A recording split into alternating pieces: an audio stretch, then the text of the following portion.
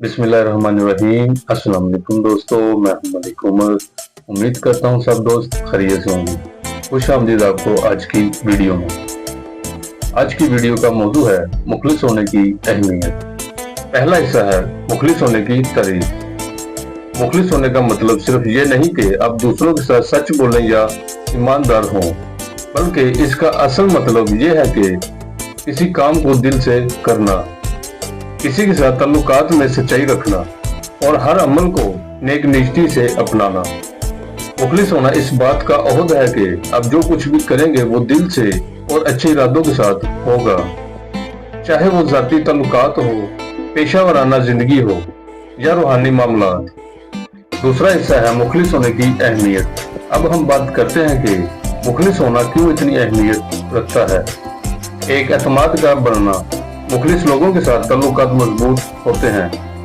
जब आप सच्चे और ईमानदार होते हैं तो आपके साथ ताल्लुकात बनाने वाले अफराद आप पर एतमाद करते हैं।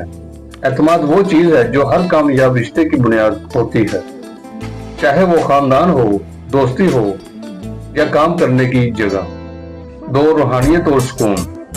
मुखलिस होना आपको दाखिली सुकून देता है। जब आप अपने आप से सच्चे होते हैं, आपका ज़मीर साफ होता है। इससे आपकी रूहानी खुशी में इजाफा होता है और आप ज़हनी सुकून महसूस करते हैं। कुरान मजीद और हदीस में भी मुखलिस होने की बड़ी अहमियत है। 3, शख्सी तरक्की। मुखलिस होना आपको ज़ाती तौर पर बेहतर बनाता है। ये आपको अपनी कमजोरियों को पहचानने, उन्हें दूर करने और खुद को मुसलसल बेहतर बनाने की तहरीक देता है।